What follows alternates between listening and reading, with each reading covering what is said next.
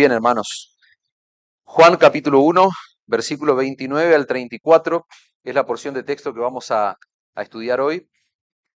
Vamos a interrumpir la serie que veníamos teniendo. Ustedes recordarán una serie acerca de la familia, enfocada en la familia, que se llama una familia edificada sobre el Evangelio. Hoy vamos a hacer una interrupción en esa serie expositiva. Estamos próximos a celebrar la Santa Cena, una celebración, un acontecimiento sumamente importante para la iglesia local. Y me gustaría que antes de celebrar la Cena del Señor podamos poner nuestra atención en ese texto que está allí, en esos 5 versículos que están allí en el Evangelio según San Juan. Cristo, el Cordero de Dios, se llama este sermón. Es el título de este sermón basado en la afirmación que va a ser Juan el Bautista, porque el Evangelio según San Juan relata lo que este hombre, este precursor del Señor Jesús, está afirmando nada más y nada menos de Cristo. Pero antes de meternos de lleno en el texto, yo quisiera simplemente traer a sus mentes esa demanda que nosotros encontramos en las Sagradas Escrituras, especialmente en el Nuevo Testamento. Y esa demanda tiene que ver con que todos aquellos que fueron lavados y comprados por la sangre de Cristo, todos aquellos a los cuales el Señor los adoptó dentro de su familia, todos los creyentes, dice la Escritura, poniendo foco allí en el Nuevo Testamento, que estamos llamados a crecer de manera continua, de manera permanente en el conocimiento de nuestro Señor y Salvador. Nosotros vamos a leer allí las cartas que encontramos en el Nuevo Testamento y hay un llamado firme a crecer diligentemente en conocer más y mejor a Cristo. Por ejemplo, no quiero hacer alusión a todos los textos que encontramos de esa naturaleza, pero Pedro va a escribir su segunda carta y al final de su carta, en el capítulo 3, versículo 18 de la segunda carta, va a decir, antes bien, creced en la gracia y en el conocimiento de nuestro Señor y Salvador Jesucristo. Para hacer mención y hacer memoria de la carta a los Efesios, nosotros la hemos estudiado positivamente, y algunos recordarán que en el capítulo 3, verso 17, Pablo va a decir, para que habite Cristo por la fe en vuestros corazones, a fin de que, escuchen todas estas palabras que aparecen allí, hermano, para que habite Cristo por la fe en vuestros corazones, a fin de que, arraigados, cimentados en amor, sean plenamente capaces de comprender con todos los santos cuál sea la anchura, la longitud, la profundidad y la altura, y de conocer, dice Pablo, el amor de Cristo que excede a todo conocimiento, que excede a toda ciencia, para que sean llenos de la plenitud de Dios. Si hay algo difícil de comprender cuando crecemos en nuestro entendimiento del Evangelio, es el amor de Cristo, es el amor de Dios reflejado allí en la cruz del Calvario. ¿Cómo puede ser que Dios nos haya amado tanto que haya entregado a su Hijo por nosotros? Quizás nadie te conoce tan bien en este lugar como te conoces vos y como Dios te conoce. Y si vos estás creciendo en la plenitud del conocimiento y del entendimiento del Evangelio de la cruz, vos sí o sí tenés que caer en la cuenta y tenés que estar extasiado, podríamos decir, de gratitud por ese gran amor que se reflejó en favor de un pecador tan miserable como vos y como yo. Cuando el Señor Jesucristo ora por sus discípulos, allí en el Evangelio según San Juan, queda relatado esa oración preciosa y dice, y esta es la vida eterna, que te conozcan a ti, al único Dios verdadero y a Jesucristo, a quien has enviado. Fíjense las demandas y podríamos estar leyendo muchos textos donde se refleja claramente cuál es nuestro compromiso, cuál es la instrucción primordial que nosotros encontramos en el Nuevo Testamento. Se nos llama a conocer en profundidad a la persona de Cristo. Y ese es el objetivo que tiene que perseguir cada predicación, que sale de este púlpito y de cualquier púlpito de una iglesia que se percibe a sí mismo como una iglesia sana. ¿Cuál es el objetivo?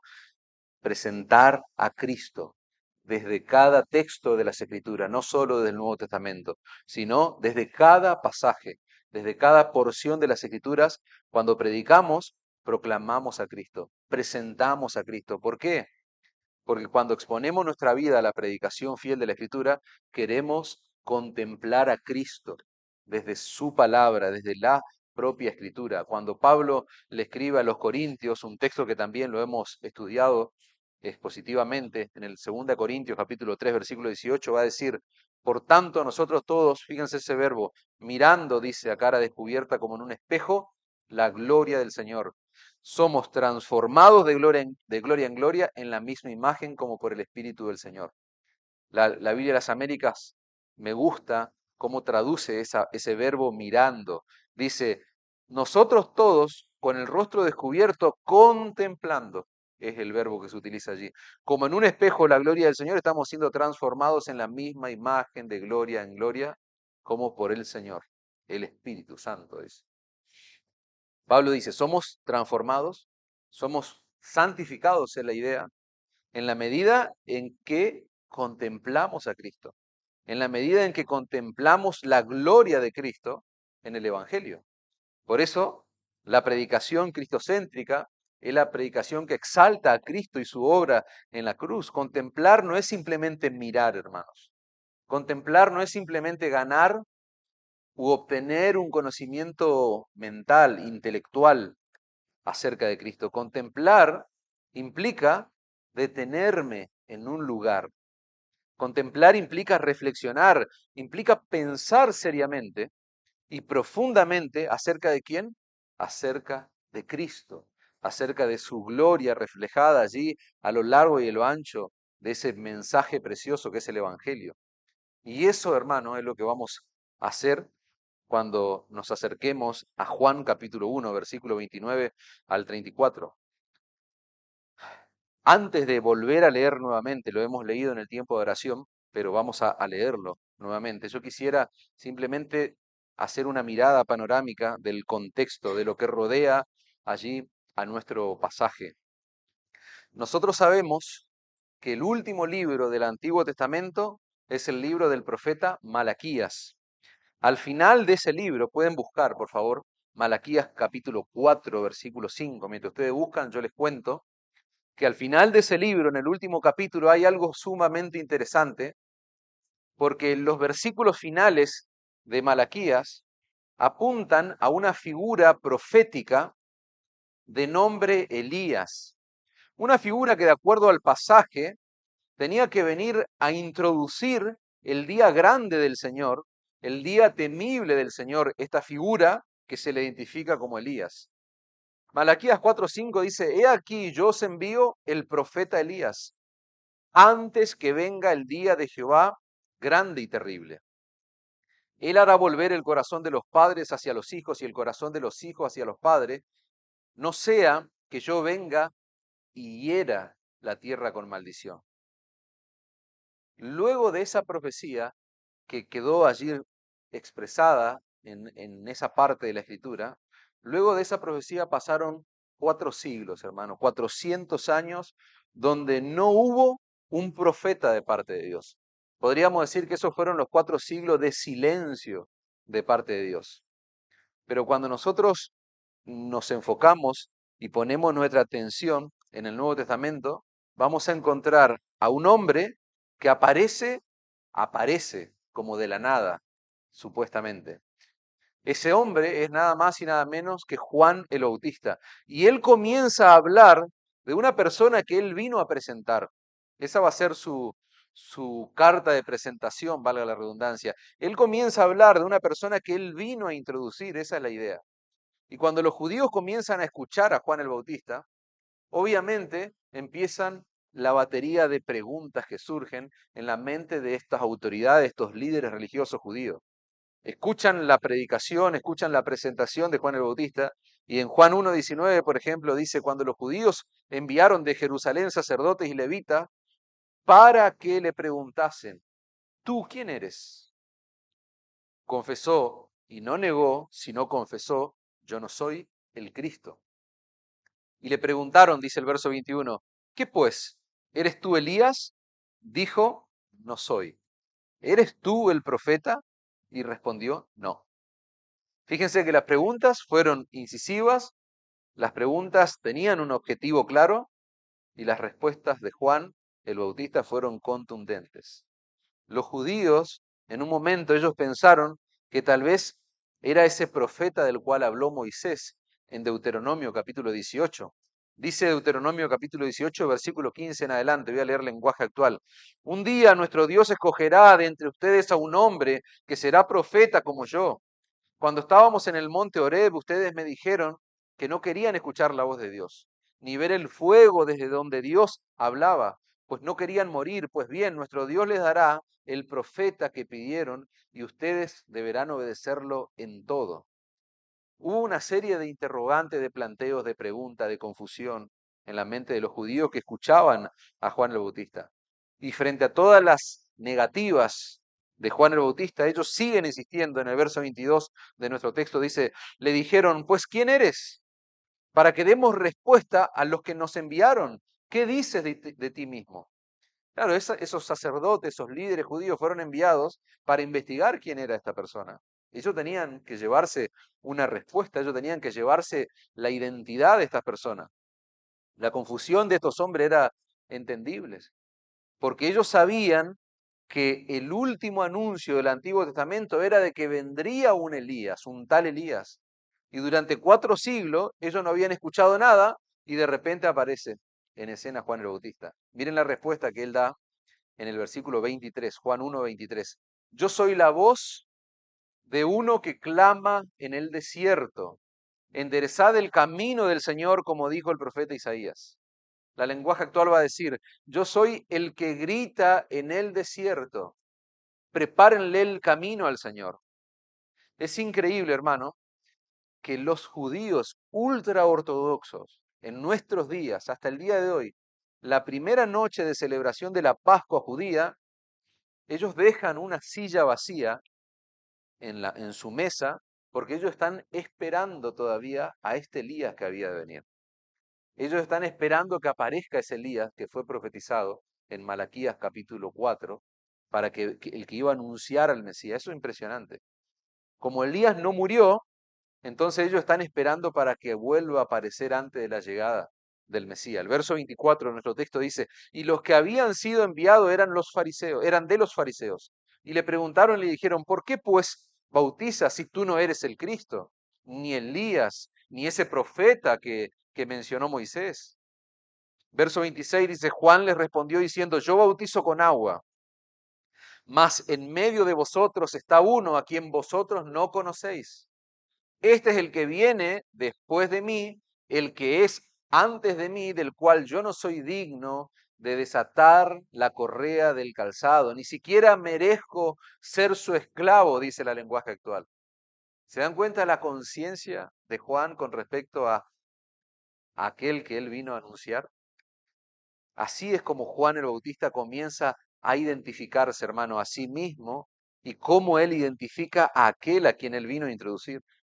Finalmente, nosotros lo que vamos a ver después, por ejemplo, en el Evangelio según Mateo, es que el mismo Jesús revela que Juan es el cumplimiento de esa profecía de Malaquías. Por ejemplo, y ya me voy arrimando al cierre de esta introducción, pero quiero que todos tengan en mente estas cosas, hermano. Por ejemplo, en Mateo 11:11 dice, de cierto os digo, entre los que nacen de mujer, no se ha levantado otro mayor que Juan el Bautista. Sorprendente, ¿no? Entre los que nacen de mujer, no ha nacido otra persona como Juan el Bautista. ¿Te sorprende eso, sí o no?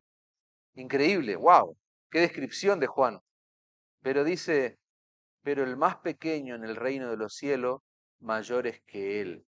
Wow, eso humilla, ¿no? El más pequeño, vos, yo, cualquiera de nosotros en el reino de los cielos, mayores que este hombre increíble, que tuvo la labor de introducir al Mesías, al Salvador. Desde los días de Juan el Bautista hasta ahora, el reino de los cielos sufre violencia, dice el Señor, y los violentos lo arrebatan, porque todos los profetas y la ley profetizaron hasta Juan.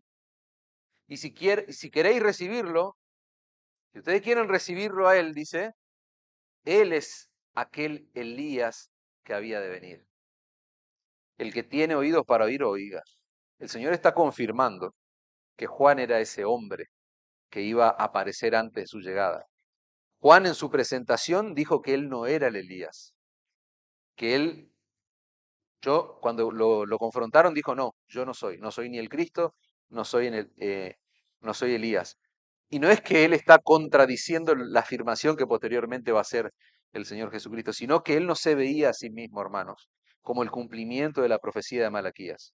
No hay contradicción en lo que dijo Juan y en lo que está diciendo el Señor Jesucristo. De hecho, me encanta y uso las palabras de un autor que dice respecto a esto, Juan rechazó el honor, pero Jesús le atribuyó el honor de ser el cumplimiento de la profecía de Malaquías.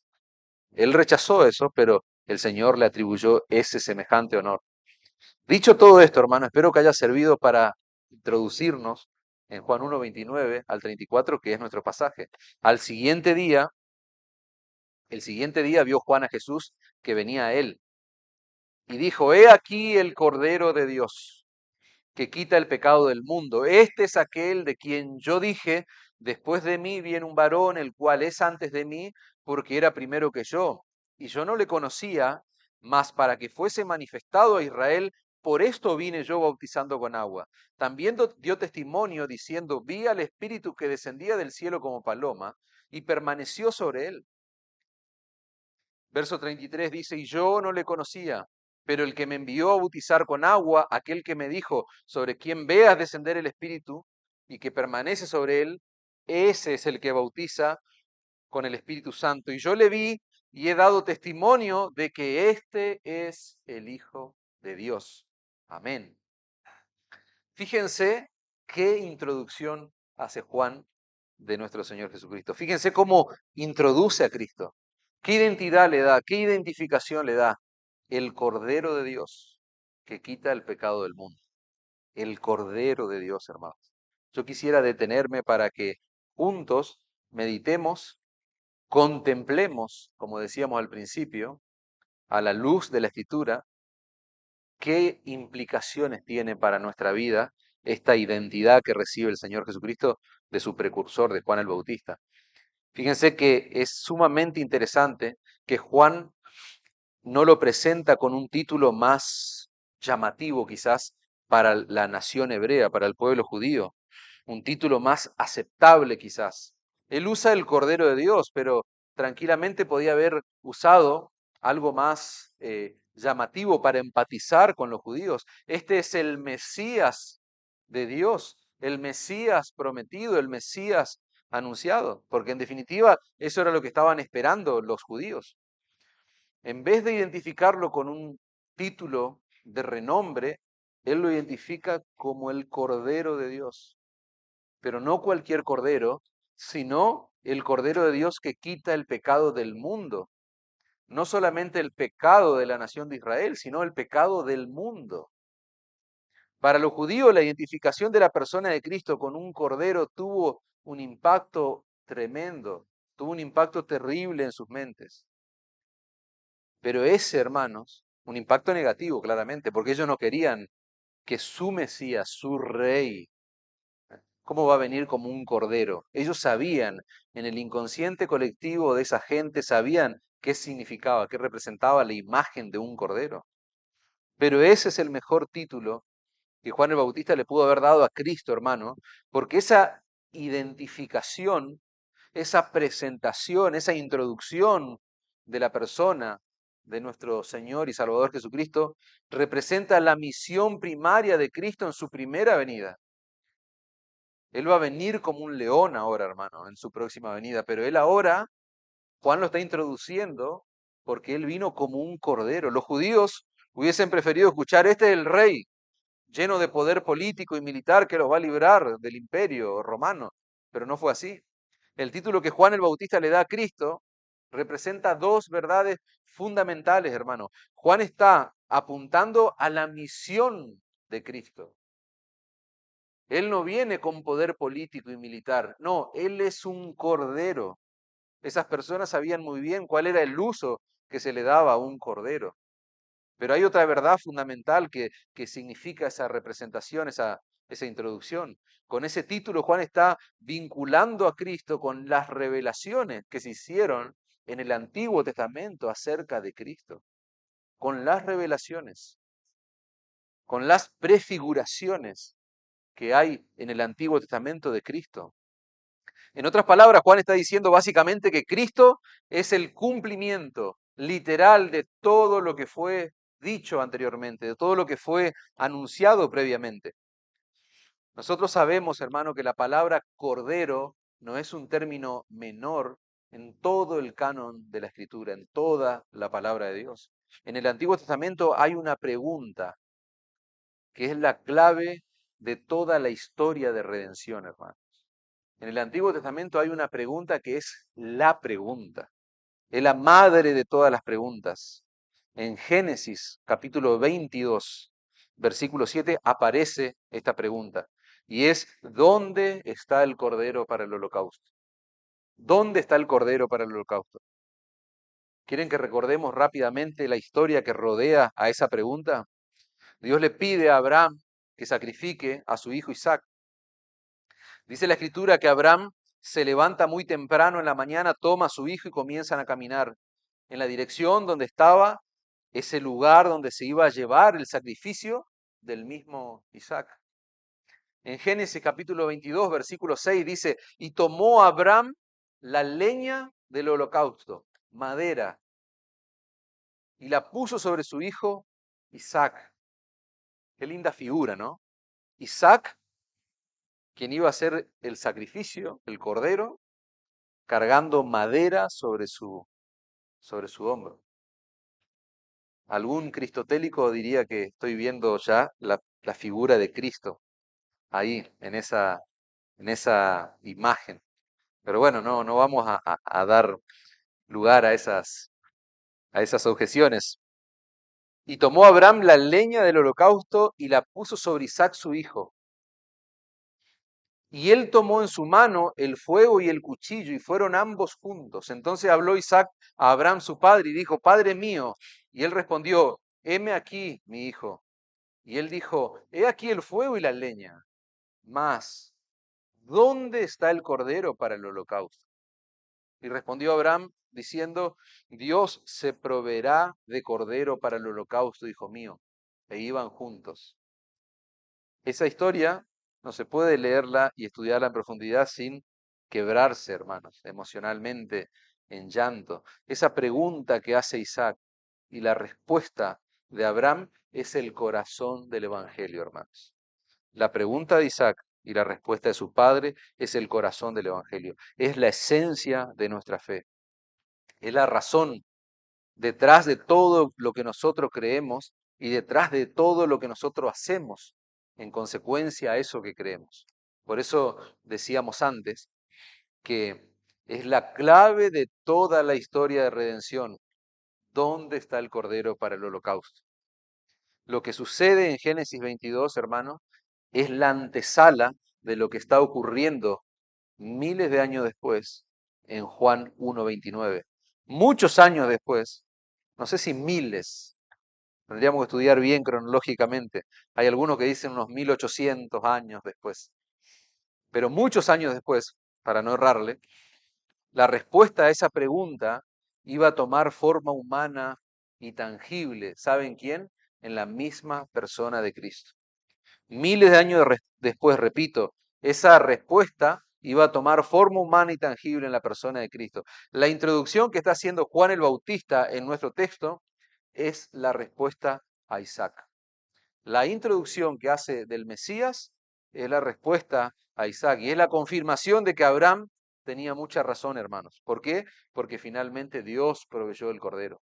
Dios proveyó el cordero para el holocausto. Dios proveyó el cordero en ese momento, porque si ustedes siguen la historia, van a ver que finalmente aparece allí un cordero, y Dios proveyó también el cordero muchos años después.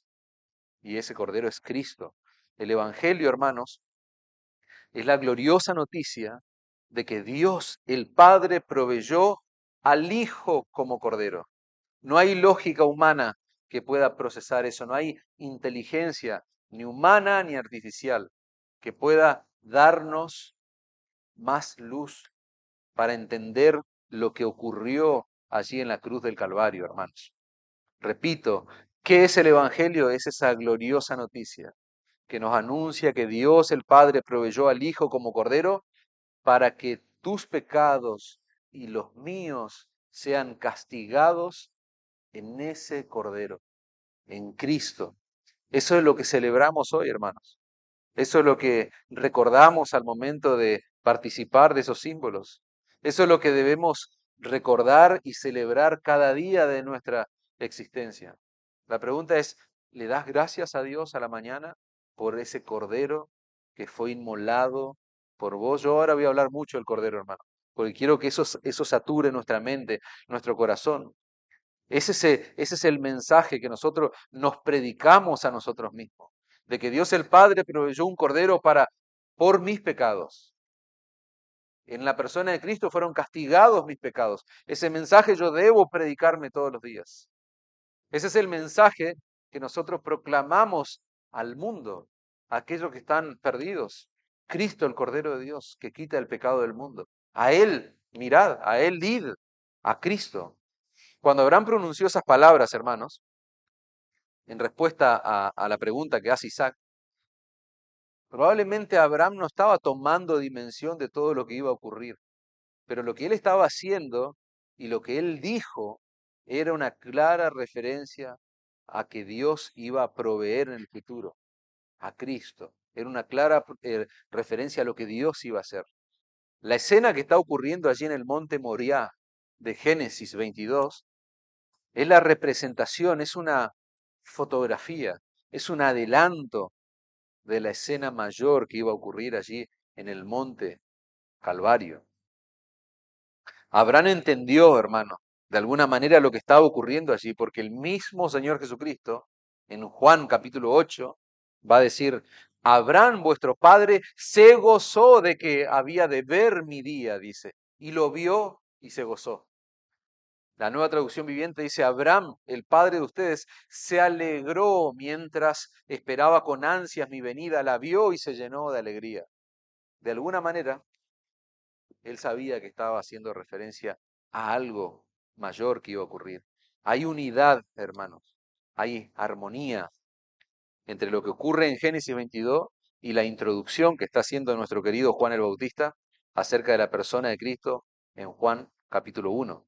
Nosotros podemos ver la imagen del Cordero de Dios que quita el pecado del mundo en Éxodo capítulo 12, por ejemplo, cuando se celebra por primera vez la Pascua judía, cuando todavía los judíos ni siquiera eran una nación, estaban allí esclavos, nada eran, reducidos a nada en el imperio allí en Egipto.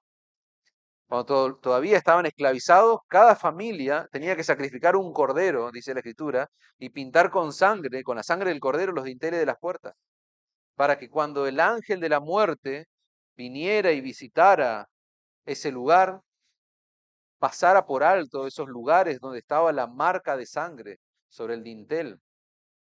Cada primogénito de la familia de los judíos permaneció seguro, hermano, por la marca de esa sangre. Pero los primogénitos de los egipcios, dice la Escritura, todos murieron, incluyendo los animales. La Pascua judía apuntaba nada más y nada menos a ese Cordero de Dios, que vendría y quitaría el pecado del mundo, como dice Juan. Pablo le llama al Señor Jesucristo nuestra Pascua. En 1 Corintios 5:7 dice, porque nuestra Pascua, que es Cristo, ya fue sacrificada por nosotros. ¿Te das cuenta el sentido que tiene la identificación de Juan el Bautista? Juan está conectando a Cristo, lo que decíamos antes, con su misión primaria en su primera venida y con todo lo que fue revelado en el Antiguo Testamento. Y pudiéramos seguir profundizando, hermanos. En el libro de Éxodo se habla de un cordero como ofrenda de expiación. En Números y en Levítico se menciona 34 veces la palabra cordero. Se habla de un cordero sin mancha, sin defecto, como ofrenda de expiación por el pecado. Cuando se construye el tabernáculo durante cientos y cientos de años, va a haber sacrificios de qué? de corderos, sacrificios, uno y otro de cordero. En Isaías 53, ese precioso capítulo que se considera el primero de los evangelios. Si no fueran escritos ninguno de los evangelios, hermanos, se considera teológicamente hablando que con el solo hecho de leer Isaías 53 una persona pudiera llegar al conocimiento salvífico, a la fe salvífica.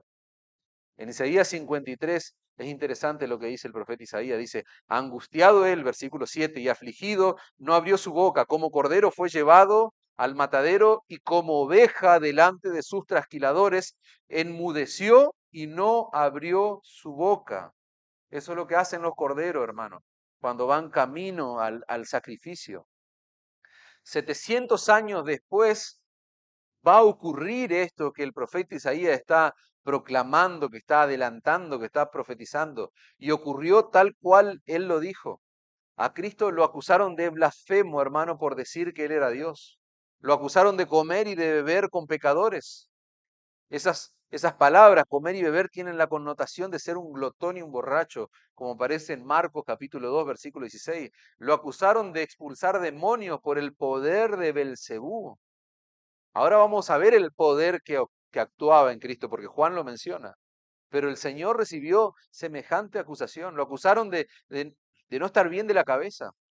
Sus propios hermanos, su propia familia, las personas más cercanas a él, en un momento dijeron, él no está bien, él está mal de la cabeza, está loco, está mal del juicio. Pueden buscarlo allí en Marcos 3:21. Lo acusaron de ser un falso maestro, lo acusaron de no querer pagar impuesto al César, lo acusaron de todo. ¿Y saben qué? Jesús no abrió su boca, Jesús no se defendió. Jesús sabía, hermano, que todas y cada una de esas acusaciones eran falsas, eran pecaminosas. Sin embargo, él decide permanecer en silencio, dice Isaías. No abrió su boca, como un cordero enmudeció. Fue molido, dice el texto, por nuestras rebeliones, por nuestros pecados. ¿Saben cómo se llama eso?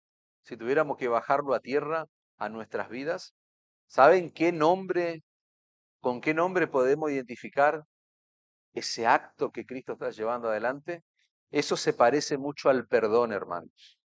Así es exactamente como se ve el perdón. Cuando vos perdonás a alguien, estás decidiendo en silencio cargar con las consecuencias del pecado de otro. Cuando vos perdonás a alguien, repito, estás decidiendo en silencio cargar con las consecuencias del pecado de otro. Y eso fue lo que Jesús hizo. Como oveja fue llevado al matadero, permaneció mudo delante de sus trasquiladores, dice Isaías. Él estaba cargando tus pecados. Él estaba cargando mis pecados. Y si vos te vas al último libro de la Biblia, Apocalipsis, la figura del Cordero aparece 30 veces, hermano. Cuando llegamos al final de la historia, el Cordero sigue apareciendo. Él es la lumbrera de la ciudad de Dios. Él es quien alumbra la ciudad de Dios, dice Apocalipsis. Dice Apocalipsis 21-23, la ciudad no tiene necesidad de sol ni de luna que brillen en ella porque la gloria de Dios la ilumina y el Cordero es su lumbrera. Apocalipsis nos habla del libro de la vida del Cordero, donde están inscritos aquellos redimidos por los cuales Cristo murió, hermanos. Se habla del trono de Dios y del Cordero en Apocalipsis.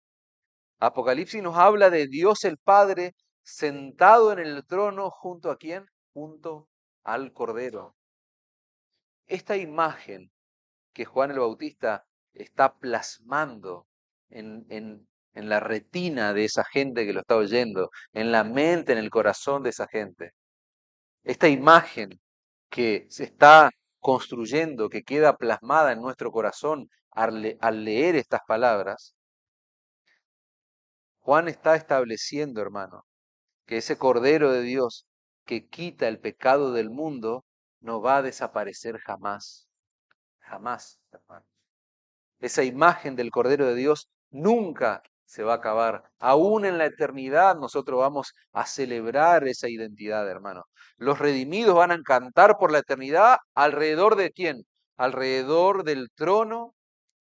¿Acerca de quién vamos a cantar? De ese Cordero que fue inmolado por nosotros. Apocalipsis 5:9, y cantaban un nuevo cántico diciendo, digno eres de tomar el libro y de abrir sus sellos, porque tú fuiste inmolado y con tu sangre nos has redimido para Dios, de todo linaje y lengua y pueblo y nación, y nos has hecho para nuestro Dios reyes y sacerdotes, y reinaremos sobre la tierra. Y miré y oí la voz de muchos ángeles alrededor del trono y de los seres vivientes y de los ancianos, y su número era millones de millones.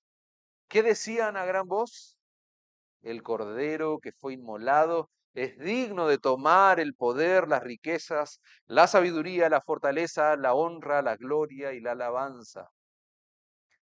Y a todo lo creado que está en el cielo y sobre la tierra, debajo de la tierra y en el mar, y a todas las cosas que en ellos hay, oí decir al que está sentado en el trono y al Cordero, sea la alabanza, la honra, la gloria y el poder, por los siglos de los siglos.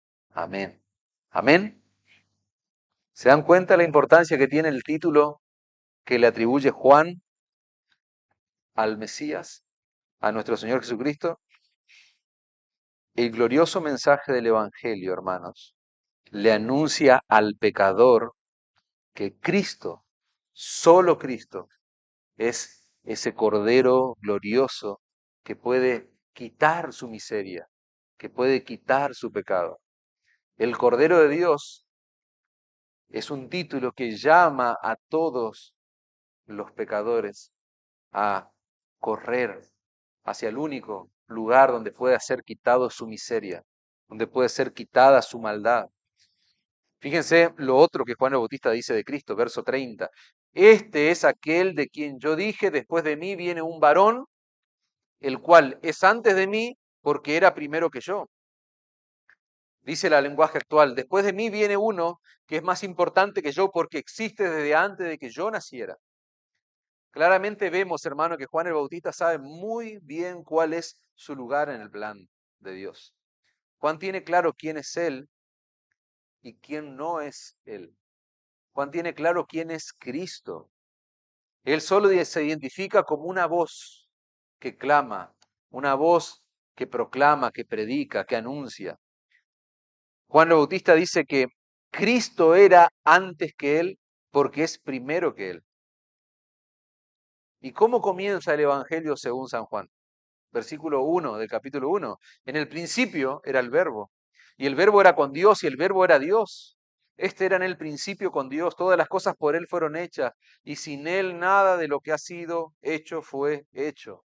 Juan el Bautista no solamente está reconociendo que Cristo era antes que Él en el tiempo, sino que también en jerarquía, en posición. Después de mí vendrá un hombre que es superior a mí, dice la Nueva Traducción Viviente, porque existe desde mucho antes que yo. No solamente superior en el tiempo, sino también en jerarquía. Es superior, está por encima de mí. Juan nunca se puso por encima del Mesías. Él sabía y tenía muy claro quién era Cristo y cuál era su lugar en el plan en el plan redentor del Señor Jesucristo. La afirmación que está haciendo Juan el Bautista de Cristo es lo mismo que dice Pedro en su carta, primera de Pedro 1:18. Fíjense lo que va a decir Pedro: sabiendo que fuiste rescatado de vuestra vana manera de vivir, con la sangre preciosa de Cristo, como de un cordero sin mancha, sin contaminación. Cordero, otra vez la palabra. Y dice el verso 20, ya destinado desde antes. No solamente antes que Juan y antes de Pedro, no, desde antes de la fundación del mundo, pero manifestado en los postreros tiempos por amor de vosotros, dice Pedro. Lo mismo que hace la afirmación que está haciendo Juan el Bautista. Apocalipsis 13, versículo 8, habla de nombres que no estaban escritos en el libro de la vida del Cordero que fue inmolado desde el principio del mundo. Así dice la Reina Valera 60. La lenguaje actual habla de nombres que no están escritos en el libro del Cordero que fue sacrificado. Y dice, ese libro fue escrito desde antes de que Dios creara el mundo. Y en él estaban escritos los nombres de todos los que tienen vida eterna. ¿Se dan cuenta por qué Juan el Bautista dice que Cristo era antes que él y primero que él? Y no solo eso, sino que ahora vemos, hermanos, a la luz de la Escritura, que ese libro del Cordero, donde están los nombres de los que tienen vida eterna, fue escrito desde antes de la fundación del mundo también. Es lo que dicen los textos que acabamos de leer. Yo quisiera unir todos estos conceptos en nuestra mente para bajarlo un poco más a tierra. Con todo esto, hermano, con todo esto en mente, nosotros podemos conocer más y mejor a Cristo. Decíamos, hay una demanda, decíamos al principio, se nos llama a contemplar en las glorias del Evangelio a Cristo. De esa forma somos santificados, somos transformados, dice la palabra de Dios. Y claro, lo que nosotros estamos contemplando ahora, que Él es el Cordero de Dios, que es antes que Juan, decíamos, en jerarquía, es antes que Juan en el tiempo, y ese Cordero de Dios vino a quitar los pecados del mundo, dice la palabra. Esa palabra mundo hace referencia a personas, no a todas las personas, sino a algunas personas. Entonces la pregunta es, ¿qué personas? Unimos los conceptos, lo que leíamos antes, y quiénes son esas personas, todas aquellas que desde antes de la fundación del mundo tenían sus nombres ¿dónde? Tenían sus nombres escritos ¿dónde? En el libro del Cordero que fue inmolado, hermanos. Cristo es el Cordero, dijimos, que vino a quitar los pecados de aquellas personas que Dios escogió desde antes de la fundación del mundo. Amén. Muy bien. Versículo 31. Y yo no le conocía, mas para que fuese manifestado a Israel, por esto vine, yo bautizando con agua. También dio Juan testimonio diciendo, vi al Espíritu que descendía del cielo como paloma y permaneció sobre él. Esto Juan lo vio días antes. Lo que él está diciendo que vio, que observó, él lo vio días antes cuando estaba bautizando en el Jordán. De repente aparece una persona que está siendo bautizada y sobre esa persona desciende una paloma. Y así es que Juan puede entender quién era ese hombre que él estaba bautizando.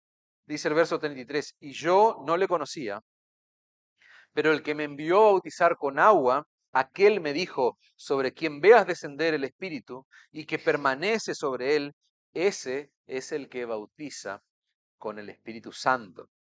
Lo que Juan nos está mostrando, hermano, es lo vital que fue el ministerio del Espíritu Santo en la vida de nuestro Señor y Salvador Jesucristo. La vida de Cristo comienza literalmente en el vientre de María, hermano, con una acción del Espíritu Santo. Y quiero poner la atención en la obra del Espíritu Santo ahora. Eso es lo que vigoriza, decíamos antes, no solamente la vida, el ministerio del Señor Jesucristo. Y yo ahora quiero llevarte a contemplar la obra del Espíritu Santo en este glorioso mensaje de salvación en el cual nosotros hemos creído. La vida de Jesús comienza literalmente, dijimos, en el vientre de María con una acción del Espíritu Santo. Jesús termina en la cruz a través de otra acción del Espíritu Santo. La Escritura dice que Jesús es concebido por obra y gracia del Espíritu Santo. Y ahora vemos que Jesús es ungido el día de su bautismo con una misión especial por medio de quién? Por medio del mismo Espíritu Santo. El Evangelio según San Marcos nos muestra que ni bien Jesús es bautizado, es llevado por el Espíritu Santo ¿a dónde? Al desierto. Aconteció en aquellos días, Marcos 1:9, que Jesús vino de Nazaret de Galilea y que fue bautizado por Juan en el Jordán. Luego, cuando subía del agua, vio abrirse los cielos y al Espíritu Santo como paloma que descendía sobre él, y vino una voz de los cielos que decía, tú eres mi Hijo amado, en ti tengo complacencia. Y luego el Espíritu lo impulsó al desierto. De inmediato el Espíritu de Dios lo llevó al desierto, dice el lenguaje actual. Cristo fue sostenido ¿por quién? Por el mismo Espíritu que lo impulsa al desierto. Es el mismo Espíritu que lo sostiene a Cristo durante 40 días, sin comer y sin beber en su humanidad. Mientras era atacado por Satanás, Cristo citó las Sagradas Escrituras. Y esas Sagradas Escrituras que citaba el Señor Jesucristo, ¿por quién fue inspirada? ¿Por quién? Por el Espíritu Santo de Dios. Cuando salió del desierto, comenzó su ministerio, hermano. Y entre tantas cosas que hizo, liberó endemoniados. Y eso lo hizo en el poder de quién? De Belcebú. Lo hizo en el poder del Espíritu Santo.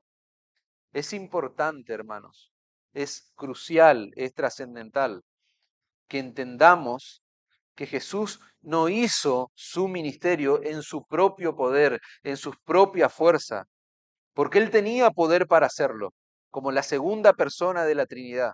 Él podía hacerlo, sin embargo, no lo hizo. Jesús hizo su ministerio durante su vida aquí en la tierra, empoderado, impulsado, vigorizado por la tercera persona de la Trinidad, el Espíritu Santo de Dios. Jesús tenía poder para destruir a todos y cada uno de aquellos que lo llevaron a la cruz del Calvario. Pero ¿saben qué, hermanos? Él no usó su poder, sino que fortalecido por el poder del Espíritu Santo, Él sufrió el castigo de la ira de Dios por tu pecado y por el mío.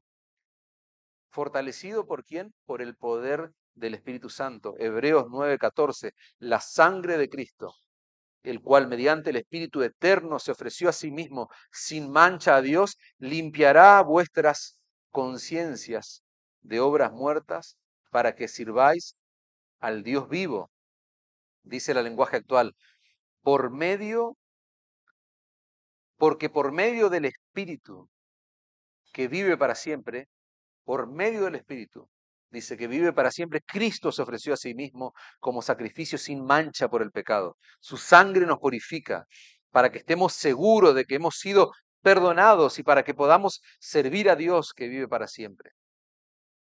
Los días del Señor Jesucristo, hermano, comienzan en este mundo por la obra del Espíritu Santo. Sus días terminan en este mundo por la obra del Espíritu Santo. Y al tercer día de su muerte, Jesucristo resucita ¿por quién? Por el poder del Espíritu Santo, hermanos. Romanos 8:11, y si el Espíritu de aquel que levantó de los muertos a Jesús mora en vosotros, el que levantó de los muertos a Cristo Jesús vivificará también vuestros cuerpos mortales por su Espíritu que mora en vosotros. ¿Podés ver la importancia del Espíritu de Dios en los pilares del Evangelio? ¿Cuáles son los pilares del Evangelio? La vida de nuestro Señor Jesucristo, la muerte de nuestro Señor Jesucristo, su resurrección, su ascensión a los cielos. Los pilares, las columnas sobre las cuales se sostiene el mensaje del Evangelio, el Espíritu Santo, hermano, obrando. ¿Eso no te ayuda a entender más y mejor tu salvación? ¿No te da una mayor comprensión de lo preciosa que es tu salvación en Cristo? Eso tiene que abrir nuestras mentes, hermano. Eso tiene que ayudarnos a contemplar como por un espejo, decíamos antes, la gloria de Cristo, que nos transforma, que nos santifica. Eso tiene que ayudarnos a ver cuán preciosa es la salvación que se ofrece en el Evangelio. Y si hubiera en medio de nosotros personas que aún no tienen a Jesucristo como Señor y Salvador, esto debiera ayudarte a poder contemplar la gloria de Cristo. Vos te das cuenta cómo todo el poder, toda la potencia, toda la sabiduría, toda la plenitud de Dios, todo el ser de Dios se puso en acción por lo que nosotros estamos estudiando desde antes de la fundación del mundo, durante la vida de Cristo en la tierra y aún hoy, en este presente siglo.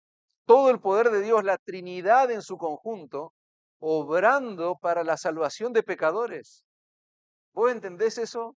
Para la salvación de pecadores de los cuales vos y yo somos los primeros, que tenemos que reconocer que necesitamos un Salvador, toda la potencia de Dios, obrando para la salvación de un miserable como yo. Increíble, hermanos. Verso 33, una vez más lo leemos. Y yo no le conocía, pero el que me envió a bautizar con agua, aquel me dijo, sobre quien veas descender el Espíritu y que permanece sobre él, ese es el que bautiza con el Espíritu Santo. Nuestro texto, hermano, nos muestra que el que viene después que Juan, que en realidad es antes que Juan y superior a Juan, decíamos antes, ese hombre va a bautizar a los creyentes ya no en agua. El que viene no bautiza en agua, el que viene bautiza en el poder del Espíritu Santo. Eso mismo es lo que disfruta cada persona que se ha arrepentido, que ha puesto su confianza en Cristo Jesús.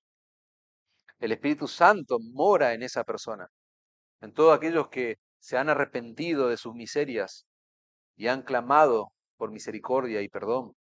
El bautismo del Espíritu es lo que cambia, hermanos, el corazón de piedra a un corazón sensible a la voz de Dios. Por eso yo oro y digo, Señor, que tu Espíritu Santo escriba el Evangelio en nuestros corazones. Si hubiera en medio nuestro un corazón endurecido, que el Espíritu Santo lo quebrante y que estas verdades, estas glorias sean escritas en cada corazón. Eso es lo que hace la obra del Espíritu Santo. El bautismo del Espíritu Santo no es esa pavada de hablar en lenguas, en un idioma que no entiendo, en palabras místicas, raras, sin sentido. El bautismo del Espíritu Santo no es sentir un fuego, algo, una sensación externa, interna, que se materializa de alguna forma. El bautismo del Espíritu Santo no es un show, hermanos. No es un show visible a los ojos de la gente. El bautismo del Espíritu Santo es lo que le permite a un creyente obedecer de una manera que antes no podía. El bautismo del Espíritu Santo es lo que hace que un pecador se vea a sí mismo, vea la miseria de su corazón y caiga en la cuenta de que necesita hoy de manera urgente un Salvador, un glorioso Salvador. El bautismo del Espíritu Santo es lo que hace que una persona se pregunte, ¿y qué haremos?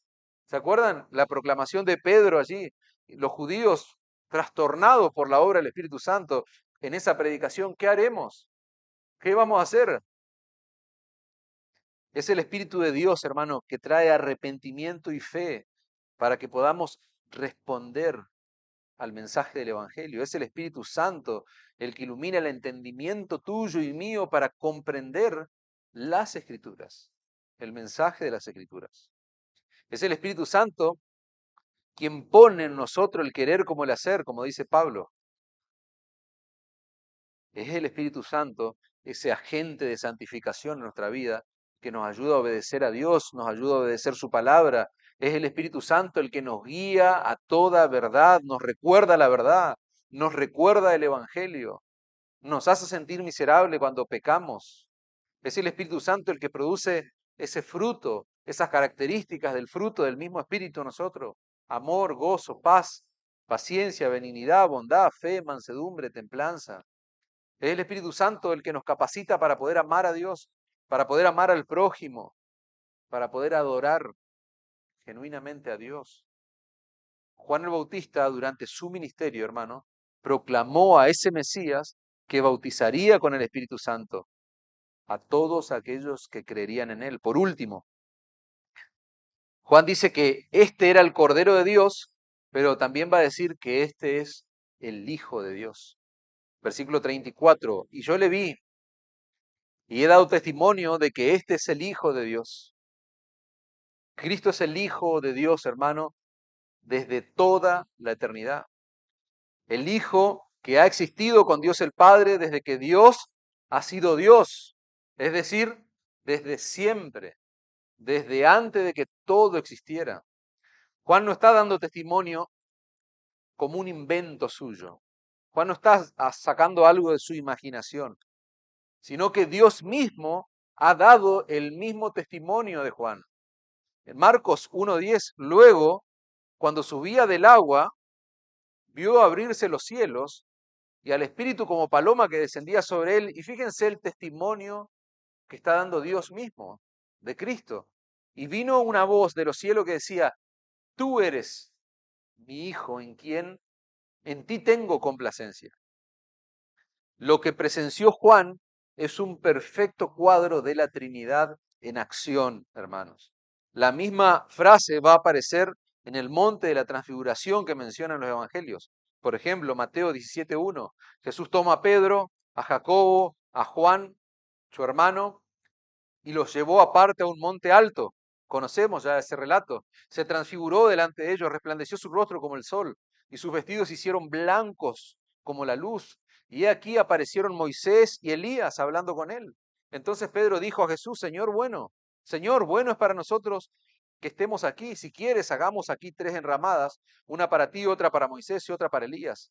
Mientras él aún hablaba, una nube de luz los cubrió y he aquí una voz desde la nube que decía, este es mi Hijo amado, en quien tengo complacencia, a él oíd. La lenguaje actual dice, ustedes a él deben obedecer. Al oír esto, los discípulos se postraron sobre sus rostros y tuvieron gran temor. Entonces Jesús se acercó y les tocó y les dijo, levantaos y no temáis. Hay una clara instrucción de parte de Dios mismo. A él oíd, a él deben obedecer.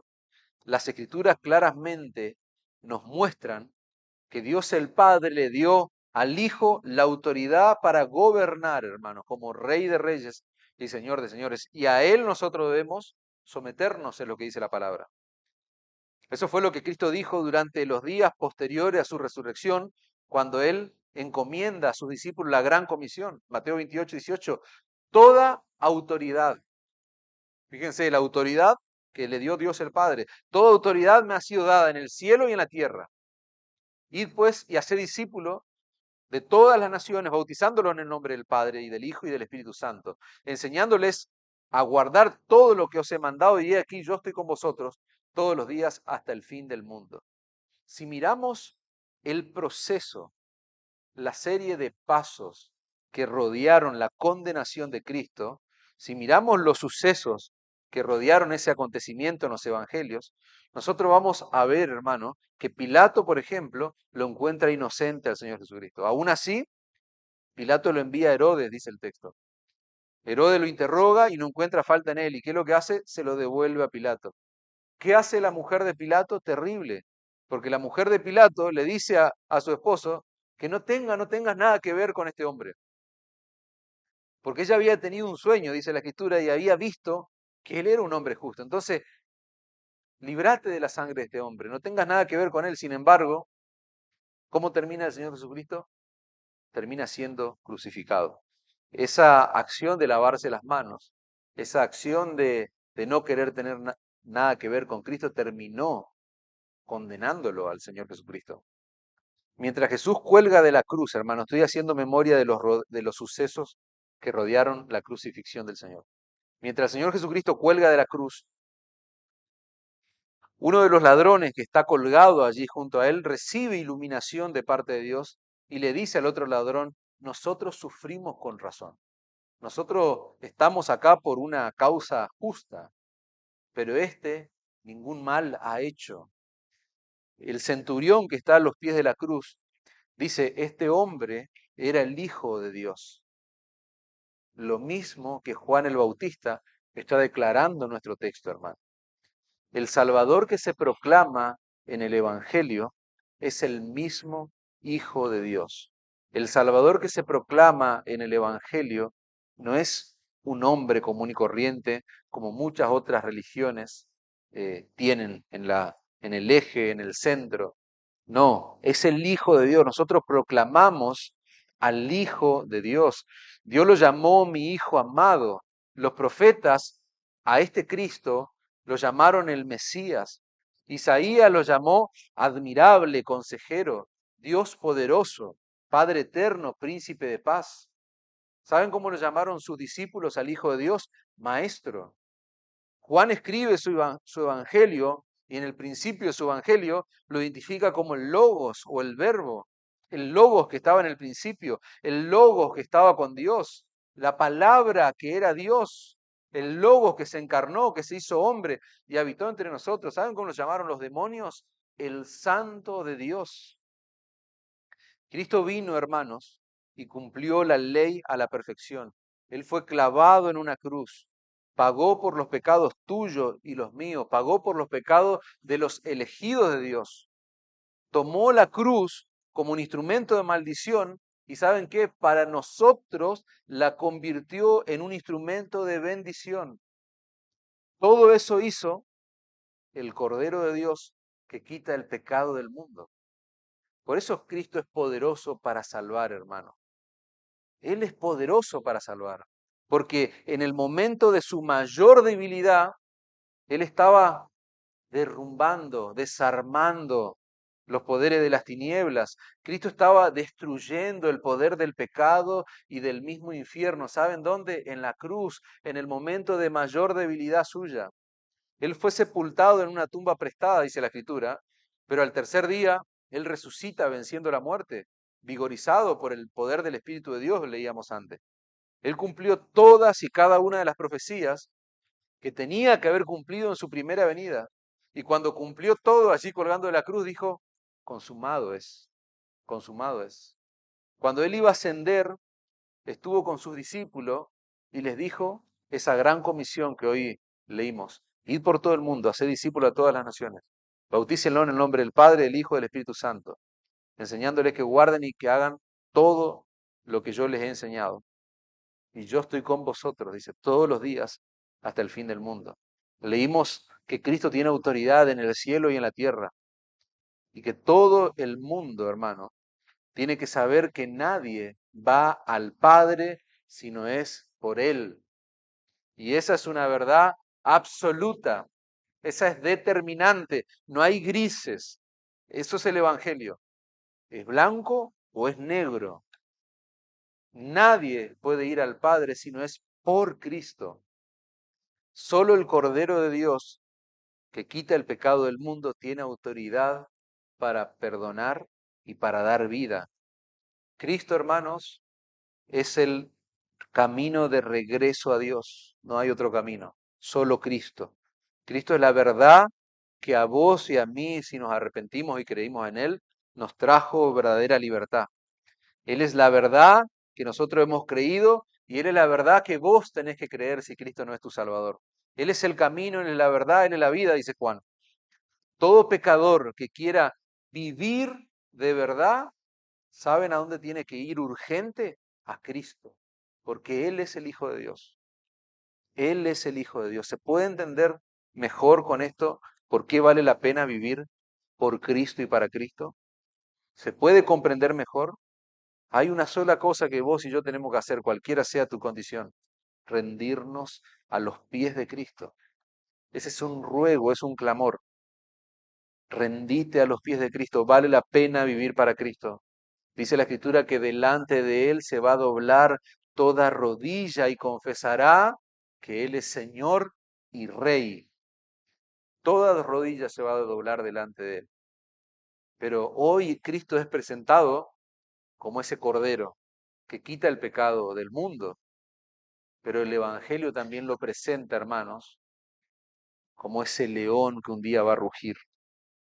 Y nadie va a poder quedar de pie delante de Él. Hoy Cristo puede ser tu Señor y tu Salvador. Rendite ante el Cordero de Dios. Y no que te tengas que rendir ante ese Rey, ese juez soberano, que un día va a venir, va a buscar a su pueblo, pero también va a ejecutar la condena que merecen nuestros pecados. Dios quiera que ese día nos ampare, todos nosotros nos encuentre, digo, amparados en la obra de Cristo, nuestro Cordero. Amén.